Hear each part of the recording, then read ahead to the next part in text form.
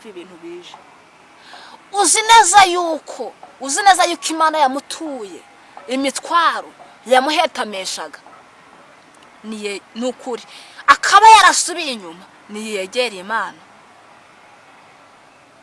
wegera Imana kubera yuko nibitabibyo reka nkubwire iriya nkota ndi kubona iri kwaka ifite umuriro gucanye iriya nkotije reka nkubwire icyo dushishikariza abantu no gukizwa ubundi umuntu wese udafite Imana n'ubundi abereyeho gukora ibyaha kandi nanone ingaruka y'ibyaha nayo ikarenga ikabambi niyo mpamvu rero bantu b'Imana mukizwe mugende mujye mu nsengero aho zikinguye musenge mwumva ijambo ry'Imana aho bidashoboka mushake abantu bari mu mwuka w'Imana babafashe abasengere banabagire n'inama yego ariko ibintu byo kwigira abapagani kungufu ugasanga umuntu yigeze umupagani ngo ubundi se ngo bitwaye ikize ngo abasenga se ngo baturusha iki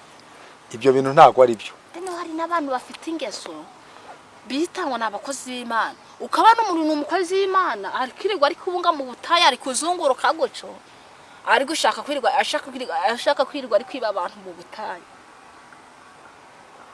uwo nawe rero umushatse ngagusengera uwo ntacurira kumarira umuntu wese wubasha Imana imugirira neza mureke twubaha Imana izatugirira neza ariko mwabaye mute mwareka tugasenga waba twaza turi kuvuga ku by'abakozi waba uri umukozi wo mu rugo senga Imana izagukura muri ako kazi k'uburetwa hari abantu Imana ije gukura mu buretwa hari abantu Imana ije gukura mu butayu kubera ko bayegeye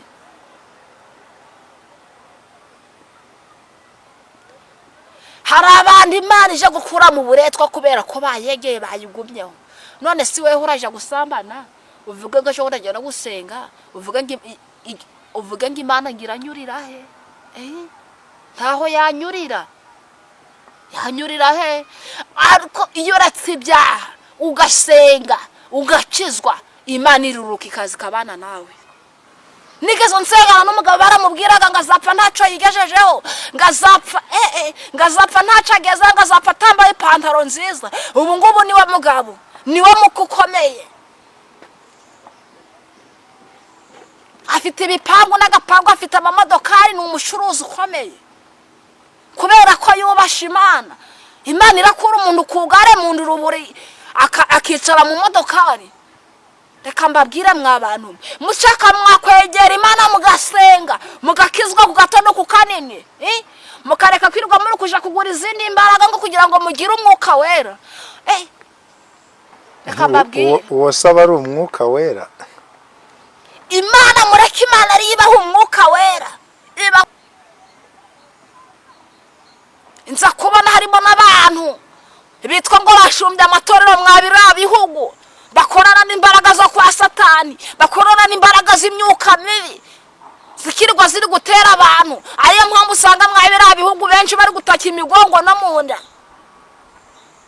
imigongo yarabishe kubera izo mbaraga babarohagamo Imana izisahiri kumbwira ngo babwire ngo musenge muyegere mwige kwisengera ku giti cyanyu mukizwe akoraga ibyo ushatse ndakubwiye ngo ukimara kureba iki kiganiro ufungura ubutumwa ukimara kuufungura ukizwe uvuga ngo ibyo nahaye umugabo wanje rwose Mana ngiye kubimurutsa kuko ntago washa kubimuha udafite naho uzajya kubimurukiriza mwava mu mikino mwava mu miteto iyi Mana nta miteto ifite muyegere mukizwe kuko nimudakizwa inkota ya Iraj reka mbabwire hari abantu Imana ije gukenyuruza iya gusambanira muri hoteli wa mupasitoro waje gusambanira mu Igisenyi dore ko Igisenyi ari ibibi byose biteraniraga kubera yuko hari amazi waje gusambanira Ikibungo waje muri Kigali mu mahoteli ngo ari za nimba ari za Yerina nimba ari Kimama muje murambabarira nuko nguko Imana yandemye. Imana ibiri kukureba ijisho ryayo riba riri kuriho. Esho nakubwira cyo rero hindukira. Kuko nudahindukira irankota Imana ije kuyigutera. Hari inkota y'Imana, nukuri kw'Imana, hari inkota y'Imana imanutse.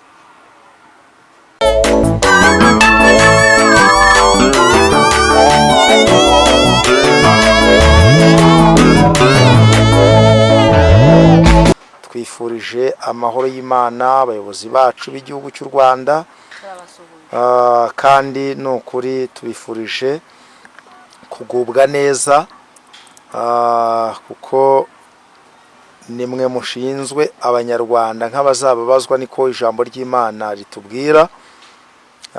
Kandi Imana ikomeze ibungura ubwenge. Dusabiye abayobozi b'amadini n'amatorero mwese muyoboye inama z'Imana aho muri hose, Imana ikomeze ibaho umwuka w'ubwenge kugira ngo muyobore abantu b'Imana neza, kuko namwe muyoboye abantu muzabazwa imbere y'Imana. Twifurije abahanuzi b'Imana bahagaze neza mu mwanya wabo, umwuka w'Imana abe kuri bo cyane, umwuka w'ubwenge abe kuri bo cyane, kugira ngo uyu murimo w'Imana turusheho kuwukora neza. Kubw'ibyo rero twifurije umugisha abadukurikira bari muri diaspora mwese, tubifurije umugisha w'Imana. Kandi nukuri tuboneyeho no gusabira umugisha cyane cyane abadusengera n'abadushyigikira. Wa mugani hari wavuze ngo nta mugabo umwe nicariye hano mbonye umuntu unyohereje mega z'ibihumbi 3, ndavuga nizari zanashiranye, Imana imuha umugisha. Harakoze n'ukuri. Ubwo rero Imana ijye ibaha umugisha, kuko turabakunda, mudufasha gukora umurimo w'iyaduhamagaye. Imana imuha umugisha. Imana isubiza hakuye. Nukuri kandi kube 770. Amen. Reka rero dusenge Imana kugira ngo dukomeze n'ikiganiro cyacu. Uri data wa twese, umwami w'abami, urera kandi urakiranuka, uravuga bikaba, wategeka bigakomera. Tugushimiye ko ubanye natwe, ukaba twemereye kongera kuboneka hano kuri kamera z'Amakuru y'Ijuru TV. Tugiye kuvuga, ariko tuvuge nk'ababwirijwe nawe, kandi amagambo tuvuga aba amagambo y'ubwenge, kabone ko n'abazadukurikira benshi ni abanyabwenge. Kandi amagambo tuvuga, haleluya, ayo magambo aba amagambo yubaka umurimo wawe, aba amagambo yubaka ubwami bwawe, kandi izina ryawe rirushaho kwamamara. Urakoze data, tugushimiye ko utugiriye neza kuva dutangiye kugeza ubwo turi busoze, mu izina rya Yesu, amen. Twakiriye umukozi w'Imana hano kuri kamera z'Amakuru y'Ijuru TV. Umukozi w'Imana Yesu ashimwe, ahimbazwe burundu ibihe byose. Yesu wacu arashoboye n'ukuri. Yesu wacu arashoboye, arashoboye. Ko ndimo mbona ufite ka morali.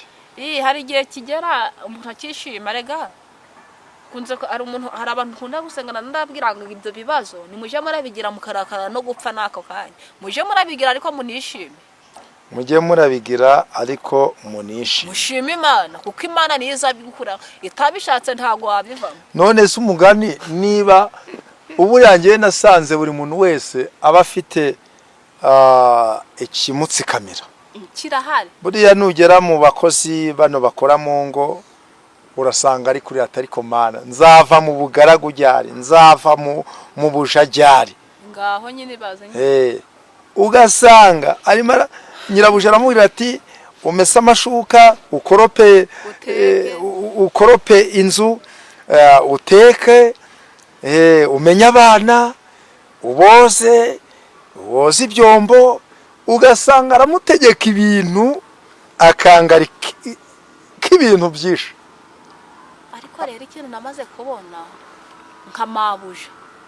nkamabuja yagakwiye kubaha umukoresha, kuko umukoresha ni we umugize. Mu yandi magambo, ashaka si we urateka akamugaburira se, ashaka yabiciramo, ashaka yanamuroga. Ariyo mpamvu usanga abakozi rimwe na rimwe ugasanga umukozi yaroze nyirabuja. Kubera iki? Kubera kumutwara nabi. ushaka waje uratwara neza umukozi kuko nawe yararemwe n'Imana kuza gushaka akazi nuko nta buzima bafite. Ejo bundi nari ndimo sengana n'umumama umwe aduha ubuhamya aravuga ati ndashimira Imana yampinduriye amateka. Ati ubu ngubu niba hari abantu babaye abakozi mu ngo ndi uwa mbere. Arangije aravuga ati ndashimira umugabo witwa Christo usezeranya agasohoza. Ndashimira umugabo witwa Yesu ukoresha gahemba.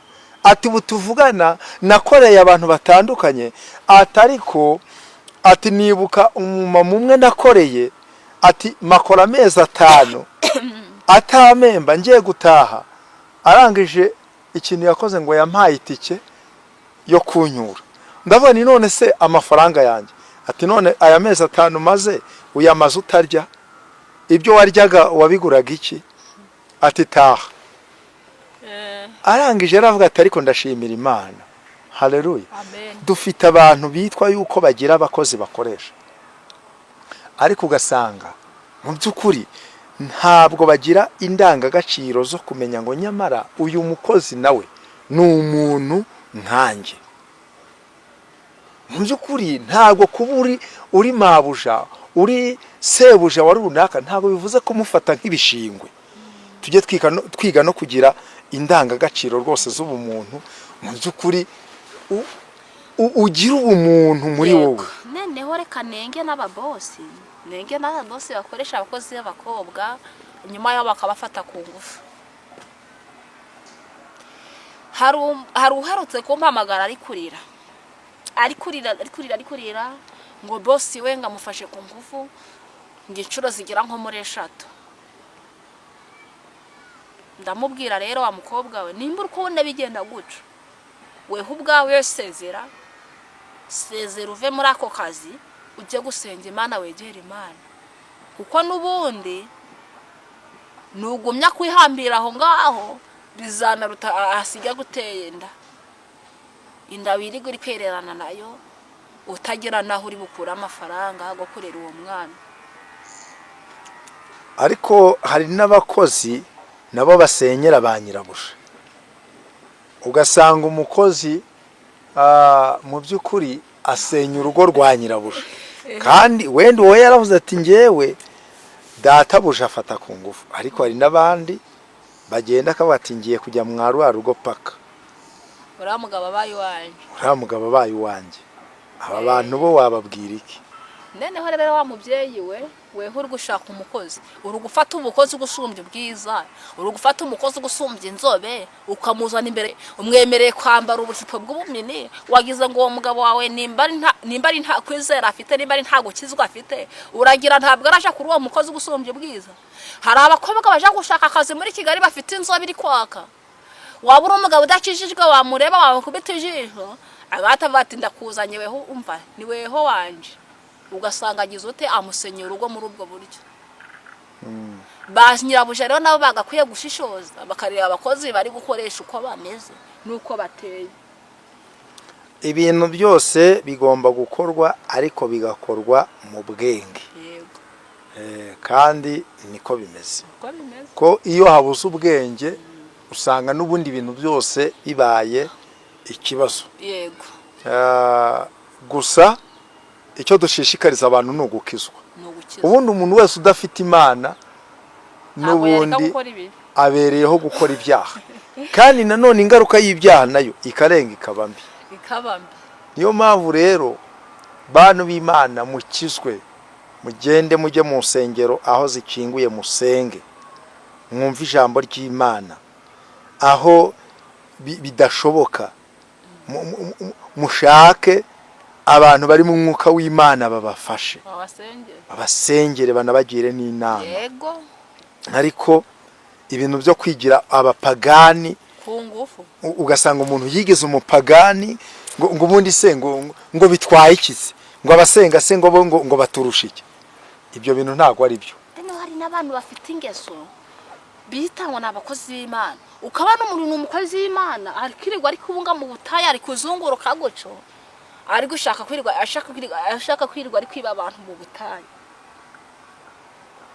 Uwo nawe rero umushatse ngagusengera uwo ntacura kumarira ahubwo wowe mu mutima wawe ugomba kubwira Imana, mfata nkomeza Mana, nshaka kugukurikira Uwiteka, ndashaka kuguma imbere yawe, ndashaka kugukorera, ndashaka kugukorera mpaka kugeza igihe uzancurira. Abantu mureke twegere Imana, dukizwe sha, dukizwe. Imana yacu irakora. Ejo bundi burareka nkubwire, hari igihe abantu baturebera mu isura duhagazemo, hari igihe umuntu akurebera mu bihurimo nonaha, ejo akazatungurwa ari kubona iwabo bari gukomanga, bari gukanda kuri sinore. Kubera iki? Kubera ko wubasha Imana. Umuntu wese wubasha Imana, Imana imugirira neza. Mureke twubaha Imana, izatugirira neza. Ariko mwabaye mute? Mwareka tugasenga. Waba twaza turi kuva ku by'abakozi, waba uri umukozi wo mu rugo, senga Imana izagukura muri ako kazi k'uburetwa. Hari abantu Imana ije gukura mu buretwa, hari abantu Imana ije gukura mu butayu kubera ko bayegeye.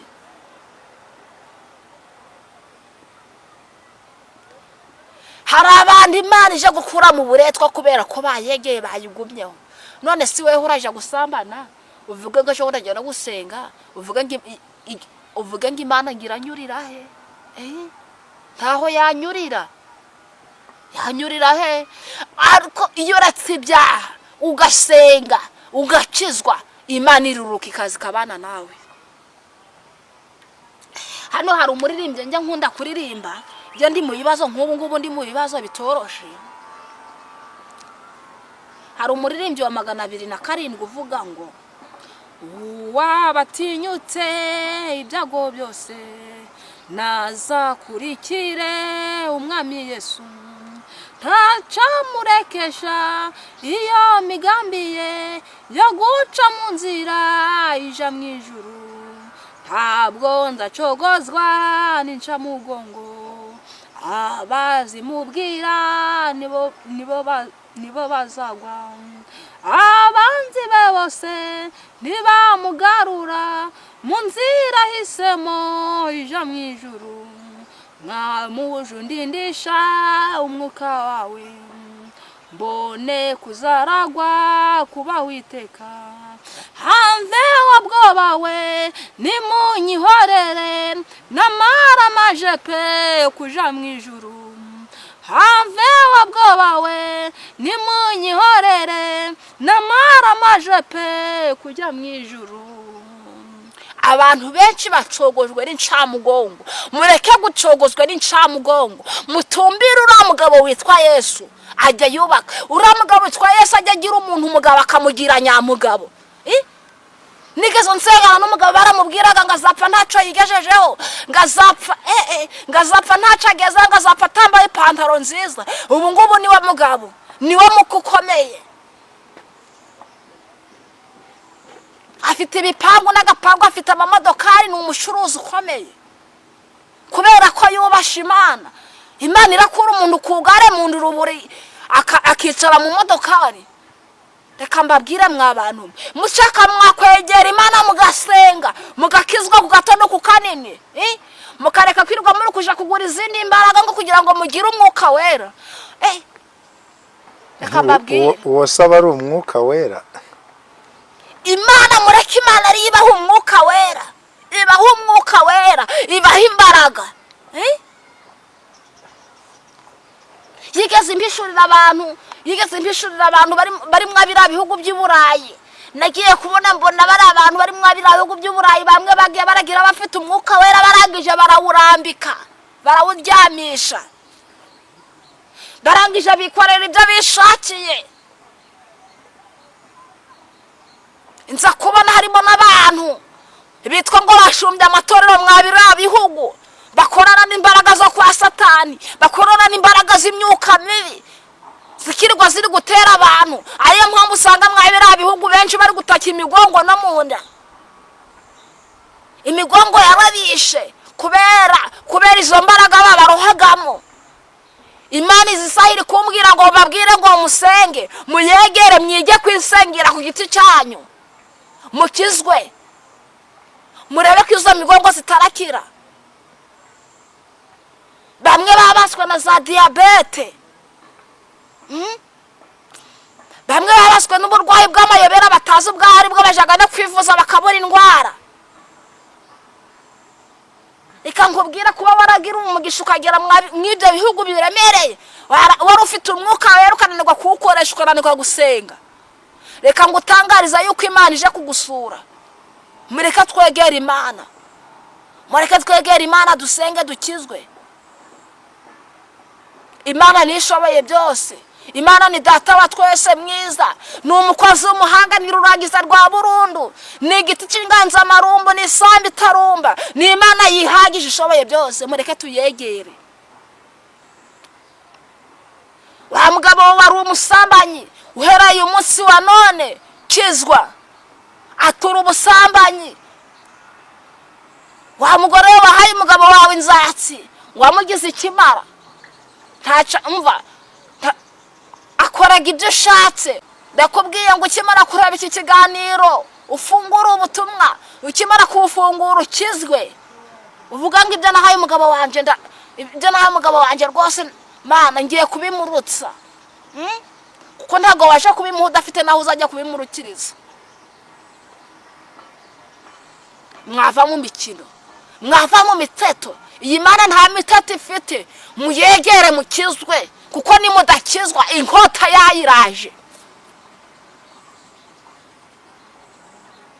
Reka mbabwire, hari abantu Imana ije gukenyuruza. Iyakuye Sawuli ku ngoma ikimika Dawidi, iyo Imana ije kwimika bundi bushasha. Hari abantu Imana ije guhereza ijambo, hari abantu Imana ije guhereza ijambo, hari abantu Imana ije guhereza inkoni. Murakoze. Urakoze cyane. Imana y'amahoro niguhe umugisha.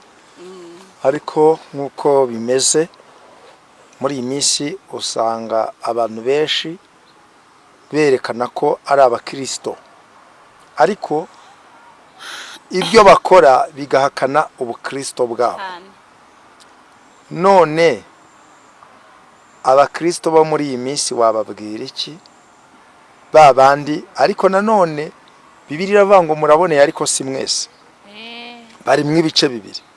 Abahagaze neza wababwira iki? Naba bari kwiyoberanya mu by'Imana wababwira iki? Icyo nabwira abahagaze neza nibagumye mu murongo bakizwe neza, bagumye gukizwa, Imana izabagirira neza. Namwe mudakijijwe muri kuyoberanya, icyo nababwira mufatireho muhinduke, mureke kuyoberanya, kubera yuko Imana ije kubakoza isoni. Ije kubakoza isoni. Umuririmbyi yararirimbye ngo zakoze isoni zongerya ziyoberanya mu itorero, kuririmba ziraririmba no gusenga zirasenga. Undi araririmba ngo jisho ry'Imana rirareba tana hatoya wagihengeka, jisho ry'Imana riri kukureba tana hatoya wagihenge. Waje gusambanira muri hoteli wa mupasitoro, waje gusambanira mu Igisenyi, dore ko Igisenyi ari ibibi byose biteraniraga kubera yuko hari amazi. Waje gusambanira Ikibungo, waje muri Kigali mu mahoteli ngo nimba ari za Yerina nimba ari Kimama. Muje murambabarira nuko nguko Imana yandemye. Imana ibiri kukureba ijisho ryayo riba riri kuriho. Esho nakubwira cyo rero hindukira, kuko nudahindukirira nkota Imana ije kuyigutera. Hari inkota y'Imana, nukuri kw'Imana hari inkota y'Imana imanutse. Inkota y'Imana imanutse. Icyo nabwira abaduteze amatwi nuko umuntu uhagaze neza Bibiliya iravuga ngo yirinde atagwa. Ariko kandi uwaguye Bibiliya ikavuga ngo mbese umuntu yagwa ubutazabyuka.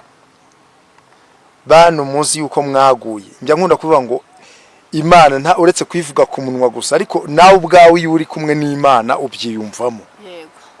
Ntabwo Imana imeze nk'akantu katagaragara ushobora gushyira mu mufuka. Reka da, Imana iyo muri kumwe nawe uragenda.